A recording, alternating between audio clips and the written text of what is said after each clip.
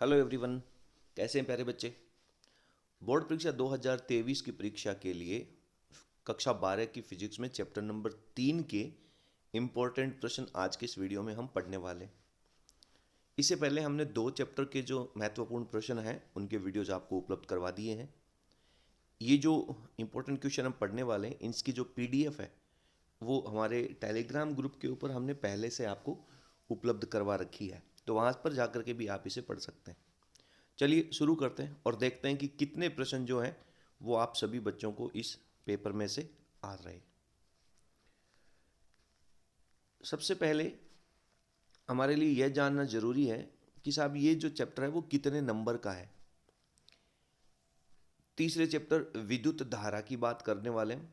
विद्युत धारा में इसमें हमारा विद्युत परिपथ का कॉन्सेप्ट भी इसी चैप्टर के साथ में है।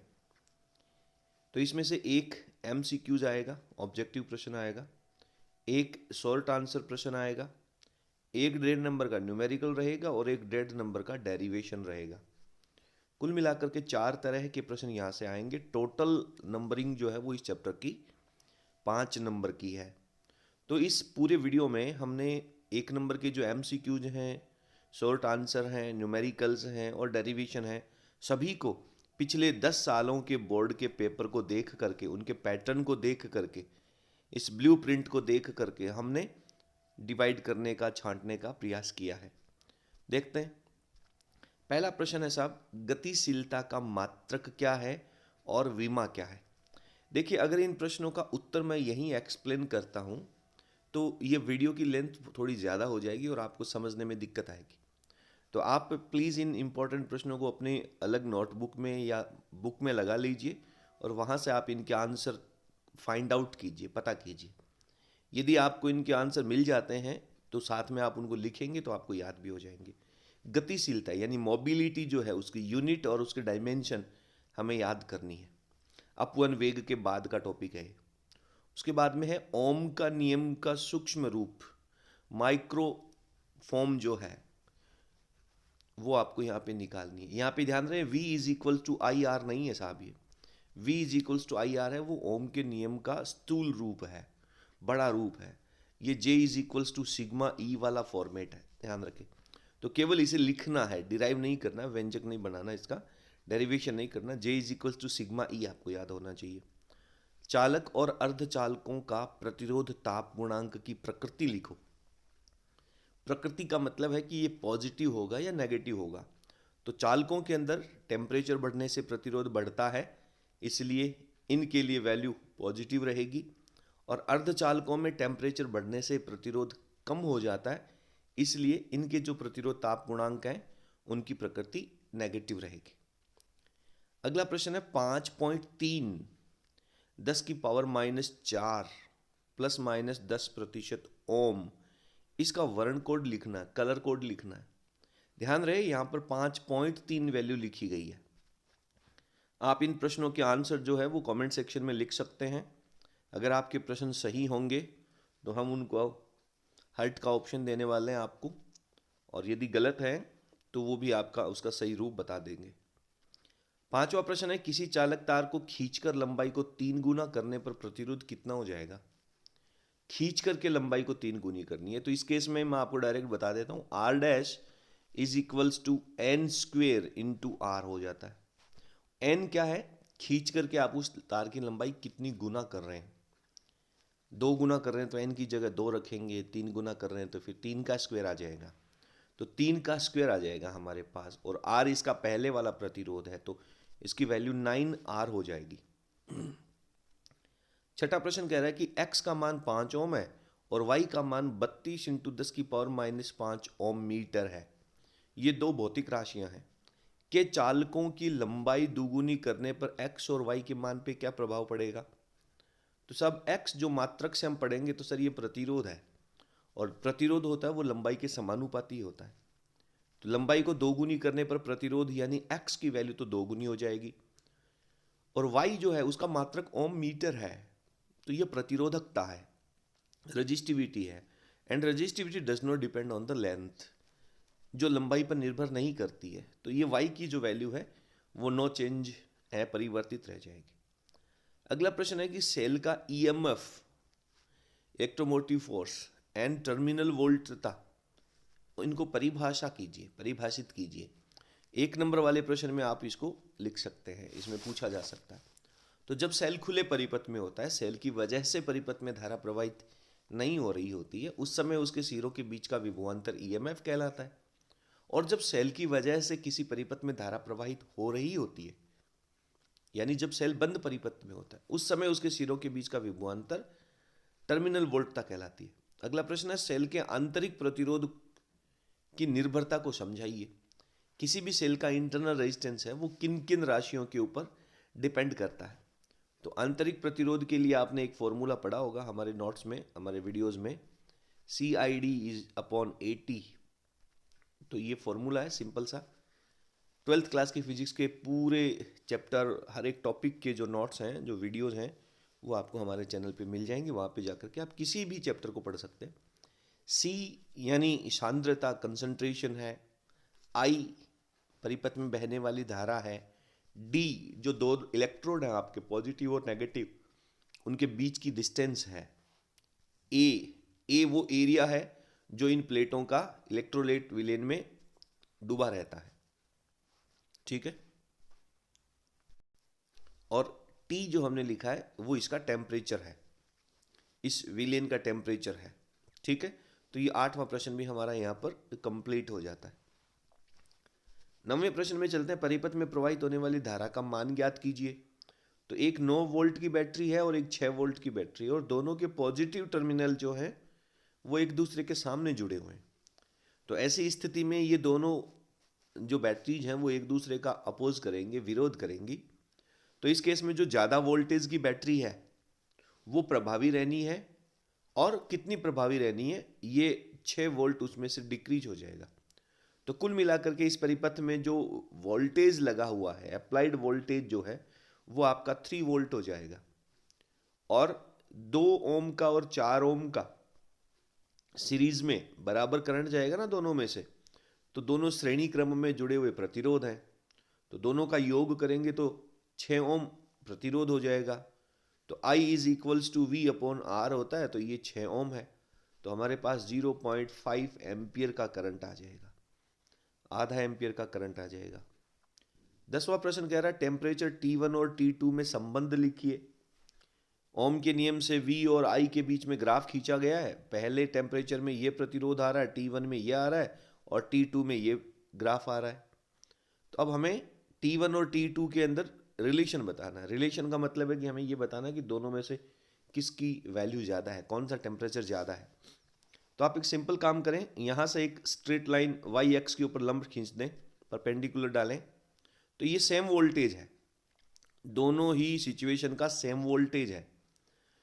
पहला जो टेम्परेचर T1 है, इस केस में जो करंट की वैल्यू है वो आपके पास यहाँ आ रही है, और दूसरे टेम्परेचर पे करंट की वैल्यू यहाँ आ रही है। तो इसमें से कौन सा करंट ज़्यादा है, T1 टेम्परेचर वाला करंट ज़्यादा है या T2 टेम्परेचर वाला करंट ज़्यादा है? सर ऑब्वियसली T1 टेम्परेचर वाला करंट जो है वो ज़्यादा है।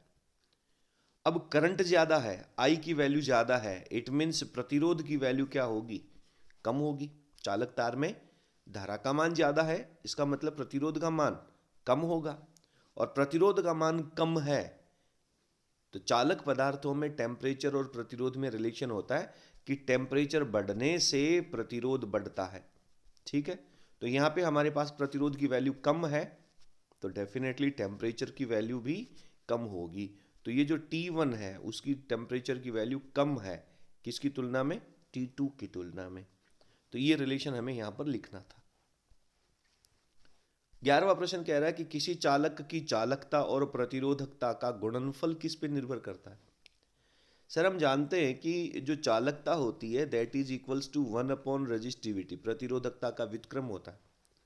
और अगर मैं इसको यहाँ से यहाँ लेकर के चला जाऊँ तो ये मल्टीप्लाई में चला जाएगा, मल्टीप्लाई में चला जाएगा तो इनके बराबर वैल्यू रहेगी 1। तो प्रतिरोधकता और चालकता का गुणनफल है वो 1 हो जाता है, और 1 इज अ कांस्टेंट वैल्यू, तो ये नियत रहता है। तो चालकता और प्रतिरोधकता का जो गुणनफल है वो किसी पर भी निर्भर डिपेंड नहीं करता है। अगला प्रश्न कह रहा है कि सेलों के समांतर क्रम संयोजन में परिणामी ईएमएफ और परिणामी प्रतिरोध का व्यंजक व्युत्पन्न कीजिए। दो सेलों के समांतर संयोजन की बात कर रहा है, 1.5 नंबर वाला डेरिवेशन जो है वो यहाँ से आपको पूछा जा सकता है। तो आप इस पैरेलल कॉम्बिनेशन जो है सेल्स का, उसको आप अच्छी तरह से तैयार कर लें। नेक्स्ट है कि किरचॉफ के जो दोनों नियम हैं, junction law end voltage law, संधि नियम और वोल्टता नियम, वो दोनों आपको नियम लिखने हैं। किसी भी परिपथ के एक संधि बिंदु के ऊपर आने वाली धाराओं का योग और जाने वाली धाराओं का योग बराबर होता है। किसी भी परिपथ के एक बंद लूप में वोल्टता पतनों का बीजगणितीय योग 0 रहता है। और ये दोनों किस संरक्षण नियम पर आधारित हैं? तो पहला जो संधि नियम है वो आवेश संरक्षण पर है, और दूसरा जो वोल्टता नियम है वो ऊर्जा संरक्षण के ऊपर आधारित है। इसके बाद में आगे नेक्स्ट क्वेश्चन नंबर 14 है, प्रत्येक शाखा में प्रवाहित होने वाली विद्युत धारा का मान ज्ञात कीजिए। यह आपकी बुक का एग्जाम्पल है, तो इसको आप बहुत अच्छी तरह से सॉल्व कर लें। मे बी ये आपका इस चैप्टर का 7वां एग्जाम्पल होना चाहिए, तो इसको आपको अच्छी तरह से कैलकुलेट कर लेना। 1.5 नंबर में ये सवाल पूछा जा सकता है। आगे कह रहा है मीटर सेतु का नामांकित चित्र बनाकर के संतुलन प्रतिबंध लिखिए। तो मीटर सेतु का एक नामांकित डायग्राम बनाना है, और उसका जो संतुलन प्रतिबंध है, संतुलन प्रतिबंध क्या होता है? R/L is equals to S/100 - L। और ये जो S होता है उसको हम अननोन प्रतिरोध जानते हैं, अज्ञात प्रतिरोध कहते हैं। तो ये 100 - L जो इसके डिवाइड में है वो यहाँ पर मल्टीप्लाई में चला जाएगा, 100 - L, बस। तो ये वैल्यू आ जाएगी। तो ये रिलेशन आपको यहाँ पर लिखना है। नेक्स्ट कह रहा है विभवमापी का प्रतिरोध कितना होता है? तो विभवमापी जो है वो एक आदर्श वोल्टमीटर की तरह कार्य करता है, और आदर्श वोल्टमीटर का जो प्रतिरोध रहता है वो अनंत रहता है। विभवमापी का मानकीकरण किसे कहते हैं? तो विभवमापी के मानकीकरण का मतलब है कि विभवमापी में जो विभव प्रवणता हम ज्ञात करते हैं वो किसी ज्ञात वैल्यू के मानक शेल्स के साथ उसकी कंपैरिजन करते हैं, और वहाँ से हम ES इज इक्वल्स टू, हमारे पास फॉर्मूला होता है XL। तो यहाँ से X की जो वैल्यू है वो हम निकालते हैं किसी ज्ञात मानक सेल से, ES/L से।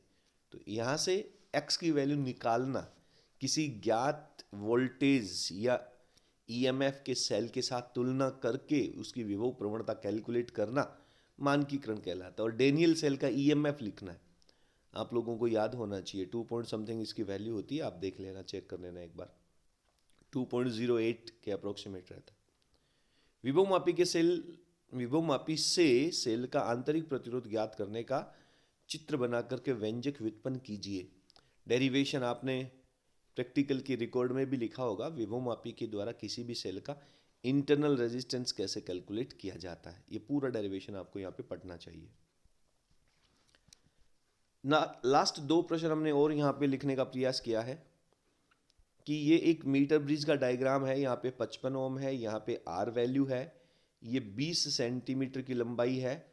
संतुलन अवस्था में R का मान ज्ञात कीजिए। तो इस R की वैल्यू चाहिए। तो इस R की वैल्यू आप कैसे निकालेंगे? व्हाइट स्टोन सेतु वाला फॉर्मूला आप लगा सकते हैं। ये वैल्यू दोनों डिवाइड में आ जाएंगी, बटा में यहाँ ये 1 मीटर लंबाई का तार है, 20 सेंटीमीटर इधर आ गया, तो ये वैल्यू आ जाएगी 80, ये डिवाइड आ जाएगा। और अब आपको R की वैल्यू चाहिए, तो ये 80 यहाँ से चल करके इसके गुणा में चला जाएगा। 80 लिखना है मुझे यहाँ पर, 80 इसके गुणा में चला जाएगा। और नीचे 20 है, इसको ये 80 को काट देगा 4 बार, और ये 55 4 से गुणा हो जाएगा। ये 220 वोल्टेज 220 ओम 220 ओम वैल्यू आ जाएगी। ठीक है। और लास्ट प्रश्न कह रहा है विभवमापी के तार पर जो विसर्पी कुंजी होती है उसको दबाकर नहीं चलाना चाहिए। शून्य विक्षेप की स्थिति प्राप्त करने के लिए विसर्पी कुंजी को हम दबा करके नहीं चलाते। ऐसा क्यों? क्योंकि अगर हम ऐसे उस विसर्पी कुंजी को वायर के ऊपर रख करके फिर रगड़ते हुए चलेंगे ऐसे, तो क्या होगा कि उस तार का जो अनुप्रस्थ काट क्षेत्रफल है, मोटाई जो है वो चेंज हो जाएगी, और मोटाई चेंज हो जाने से उसका प्रतिरोध बदल जाएगा, और प्रतिरोध बदलने से उसकी विभव प्रवणता बदल जाएगी। इसलिए हमारे रिजल्ट डिस्टर्ब हो सकते हैं। इसलिए हमें उसको उठा करके रखना चाहिए, इस तरह से अलग अलग जहाँ कहीं भी हमें रखना है। तो इस चैप्टर के लिए हमने ये 20 इंपॉर्टेंट प्रश्न छांटने का प्रयास किया है। प्रार्थना करते हैं ईश्वर से कि आपको इन्हीं प्रश्नों में से मिल जाएंगे। लेकिन अगर ये प्रश्न तैयार कर लिए ना, तो ये कन्फर्म हो जाता है कि आपने इस चैप्टर को बहुत अच्छी तरह से पढ़ रखा है। आज के इस वीडियो में इतना ही। बहुत जल्दी मिलते हैं अगले चैप्टर के इंपॉर्टेंट प्रश्नों के साथ। बहुत बहुत धन्यवाद। Thank you.